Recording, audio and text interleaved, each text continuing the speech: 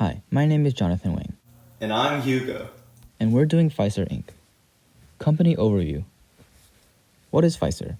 Pfizer is currently the 49th largest company in the world, according to Forbes. They operate in over 180 countries, employ 96,000 people, and has 35 pharmaceuticals. They're best known for Advil, Viagra, Xanax, Lipitor, and Zoloft. They also currently have produced one of the first working vaccines for COVID-19. Company history. Pfizer was founded in 1849 by cousins Charles Pfizer and Charles Earhart.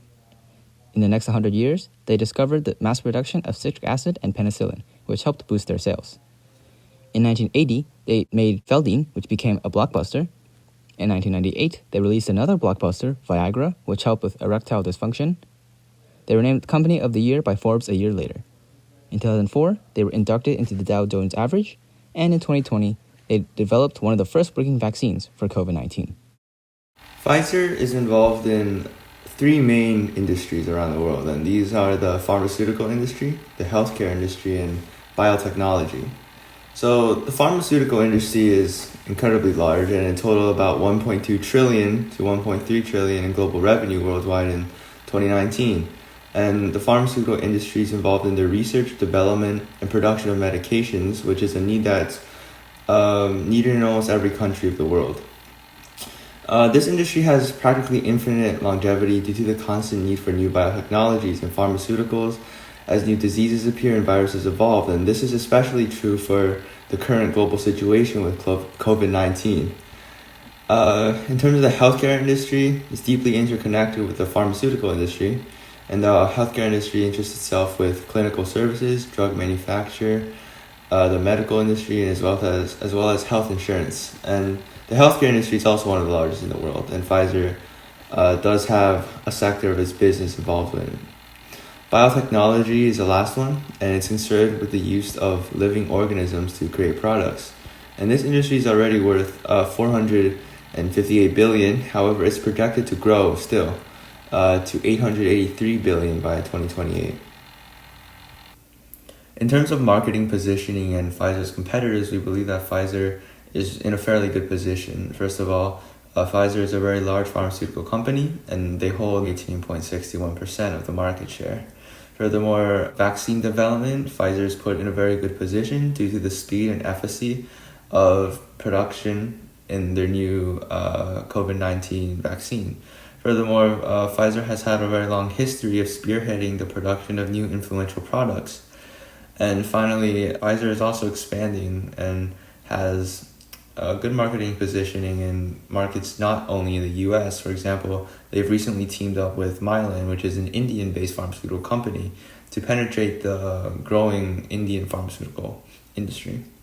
We rate Pfizer Incorporated a long-term buy to hold, and we came to this conclusion due to several reasonings. The first of which is the COVID-19 vaccine. For obvious reasons, the increased revenue that will come from this, their longevity and reliability in innovations, due to analysis of Pfizer's company history, and also their management of finances, which shows that they managed their debt fairly well throughout the years. We believe that Pfizer does hold some investment risks, and the first of which, and probably the most important, being patent cliffs. Several of Pfizer's blockbuster products, the most influential of which possibly being Viagra, have recently lost their patents, and this generally will cause the product to continuously lose revenue in the coming years. So if Pfizer does not continue to create more successful products such as this in the future, it's likely that we'll see a substantial dip in their revenue. Furthermore, there have been numerous vaccine competitors around the globe which have had their vaccines cleared by governments pretty much in many other major markets. And Pfizer, if they were to come into conflict with Pfizer's COVID-19 vaccine, we could also see a dip in revenue in that aspect. In terms of moats, we believe Pfizer has two main moats, being their intangible assets but also their size advantage. Pfizer has a large portfolio of patents and products, including 40 patents that they have currently. And Pfizer also has some brand recognition with various blockbuster products throughout the years.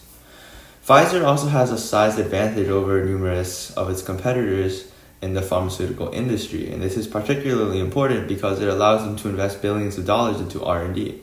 This gives them a competitive advantage in producing new medicines over smaller companies with less experience and also funding. In terms of Porter's 5 forces, the supplier power of Pfizer is very low. This is because Pfizer has many suppliers and could pick and choose which one they wanted to use if a single supplier was to increase prices. So there's very little supplier power. In terms of threat of entry, we decided that there was a moderate threat of entry. So we gave it a 3 out of 5. And the reason is because there is a lot of funding needed for R&D. There's huge risks involved. However, historically, there have been many new entrants to the industry despite these large risks.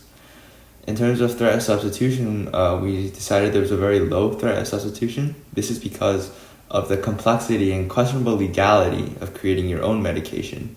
And this is especially true for many of the conditions that Pfizer created products for.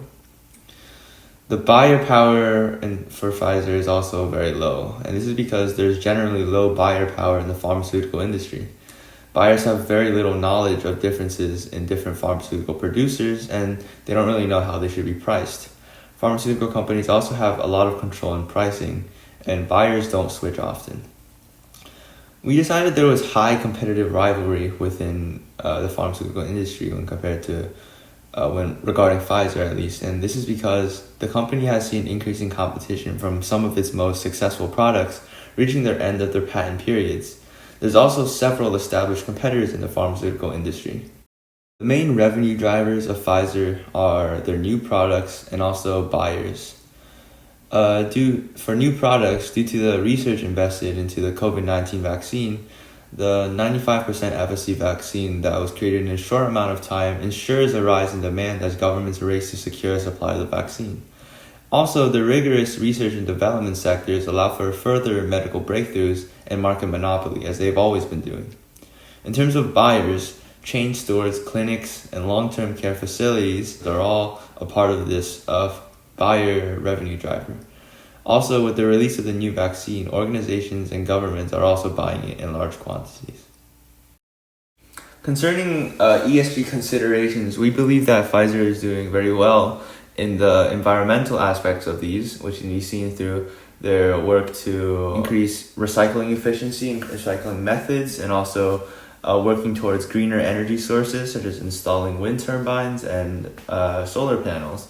In terms of social aspect, they've also worked to increase work programs for their employees, which has helped them develop new talents and also future existing talents within the company. In terms of the governance aspect of Pfizer, it has seen some questionable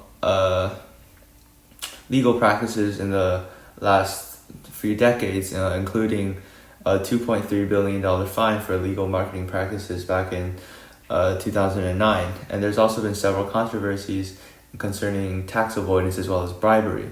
So in this aspect, we believe Pfizer could have some work to do. Pfizer's stock is currently worth $36 per share, which is one of the lowest since 2019. However, DCF analysis shows a valuation of $61, which makes it currently one of the biggest deals in the stock market. Furthermore, recent developments in the COVID-19 vaccine, such as companies Johnson & Johnson, Moderna, and Pfizer, have all seen overall growth in the past year.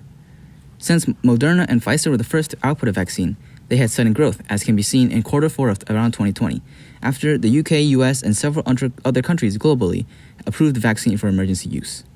Pfizer has a PE ratio of around 13 times and an ROE of around 15%, which is average. We believe that this shows how Pfizer is undervalued. Health for all, Pfizer. Based on these factors, we believe that Pfizer is a great long-term buy, from $36 now to $68 in the future. Thank you for watching.